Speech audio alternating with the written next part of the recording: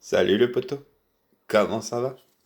Alors aujourd'hui, je vais vous dire une chose et une seule chose, ou presque. On va tous mourir! Bah ouais, avec le gouvernement qu'on a, il continue. Alors l'autre, il a décrété que le 11 mai, on allait retourner au boulot, puis comme il faut qu'on retourne au boulot, les enfants vont retourner à l'école. What the fuck? Les enfants vont retourner à l'école?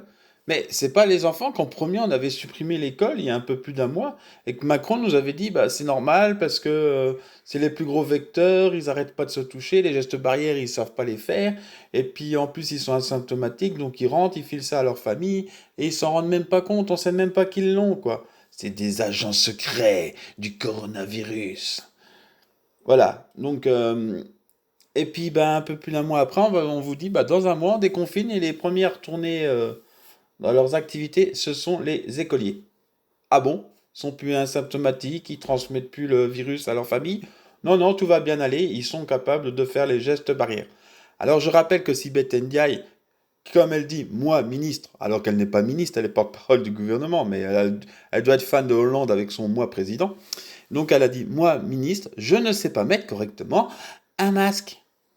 Mhm.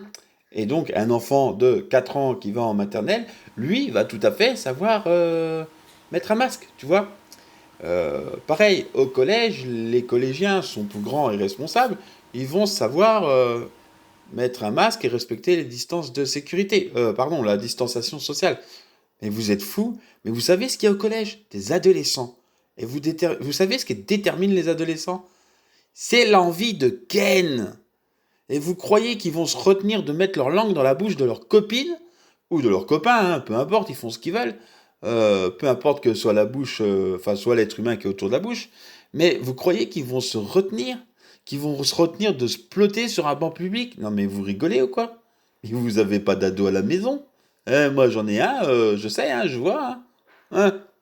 Donc on va les renvoyer, ils vont choper le virus et ils vont le donner à tout le monde alors qu'eux ils auront quasiment rien. Enfin, ils auront quasiment rien. Il y en a quand même depuis le temps, quelques-uns qui sont décédés. Donc imaginez si dans le lot, il y en a plusieurs qui décèdent, pour le gouvernement, on va leur demander des comptes. On va dire, mais c'est quand même, hein, quand même, voilà quoi, c'est un peu gênant. Vous inquiétez pas, le gouvernement dira, bah ouais, mais c'est de leur faute. Ils n'ont pas respecté la distanciation sociale. Ils n'ont pas respecté les gestes barrières. Comme le préfet de police de Paris, de Monsieur Lallemand, qui dit, mais de toute façon, tous ceux qui décèdent actuellement à l'hôpital, c'est parce qu'ils sont en réanimation, c'est parce qu'ils n'ont pas respecté le confinement. Il faut être clair. Mais bien sûr, c'est de la faute des gens. Ils crèvent, c'est de leur faute. Pauvres cons. Bah oui. Pauvres cons, hein, les gens qui crèvent, hein, pas le préfet allemand, je ne me permettrai pas. C'est un monsieur excellentissime, au demeurant. Non, mais je rigole hein, quand je dis ça. Mais voilà, maintenant on en est, les personnes âgées qui sont, parce qu'on parle des gens qui meurent, qui sont principalement les gens à risque, quoi, tu vois, qui risquent de mourir. C'est comme ça le risque dont on cause. Qu'on a dit, bah vous resterez confinés, ce qui était une mesure de bon sens. Ah oui, mais il y a des têtes bien pensantes qui disent ouais, mais c'est de la discrimination, pourquoi les personnes âgées, elles ne pourraient pas sortir alors que les autres, ils sortent. Alors maintenant, ils reviennent en arrière à dire bah écoutez, si vous voulez sortir, sortez, mais c'est risqué, vous comprenez, prenez vos responsabilités, on n'impose rien parce que ça serait de la discrimination. Bah oui, allez-y, sortez, crevez, filez la merde aux autres, vous avez raison. C'est pas de la discrimination, c'est sauver des vies. C'est prendre des mesures extraordinaires pour sauver des vies. Voilà. Comme vous voyez, Yann Moix, cet idiot au cerveau soi-disant hypertrophié, qui a plutôt l'air d'avoir une conscience rachitique, qui dit oui, les gens doivent pouvoir sortir et décider s'ils veulent encourir le risque de mourir. C'est la liberté de vivre. Mais c'est la liberté de vivre de quoi? De rien du tout, espèce d'idiot. Parce que, alors ok, c'est la liberté de sortir, de choper le coronavirus et de mourir. Alors déjà, je pense que certaines personnes n'ont pas la capacité intellectuelle d'appréhender ce risque correctement et se disent, bah non, moi je vais pas le choper, hein, c'est fait pour les autres. Hein. Tu vois, c'est comme le mec qui roule bourré à 200 km/h sur une petite route de campagne, qui se vient de la gueule et qui meurt, il était persuadé que c'était pour les autres, que lui, même alcoolisé, même drogué, même en pleine nuit dans du brouillard, c'était pour les autres de mourir, tu vois. Donc les mecs, ils vont sortir. Non, non, mais c'est pour les autres de mourir, c'est pas pour moi. Mais le seul problème, c'est que dans l'histoire, cet idiot-là qui fait ça, qui a sa liberté de vivre, tu vois, et de sortir, ben, il va le choper, et entre-temps, lui, avant de mourir, il va le redonner à d'autres qui, eux, n'avaient rien demandé, tu vois. Qui, eux, n'avaient pas pris leur liberté de sortir, juste parce qu'il est venu chez eux, ou qu'il a touché quelque chose qui venait de chez eux. Enfin, voilà, quoi. La liberté de vivre, ne doit pas passer par l'obligation de mourir pour les autres, quoi. Ta liberté s'arrête ou commence celle des autres, comme disait l'autre. Ouais. Mais voilà, donc ils continuent les mecs, ils continuent et ils nous disent ah il va falloir porter des masques. Mais ouais, vous savez les masques ils servaient à rien parce qu'ils en avaient pas. Maintenant qu'ils vont en avoir et encore ils ont encore pas tout à fait. Bah voilà, il va falloir les porter les gars. Bah oui, il va falloir les porter. Seulement le problème c'est qu'on en a toujours pas assez. Et puis voilà, portez-les si vous voulez, mais ça sera pas obligatoire. Bon, après ça peut changer, hein, ça sera pas obligatoire, alors que l'OMS dit faut que ça soit obligatoire, tu vois.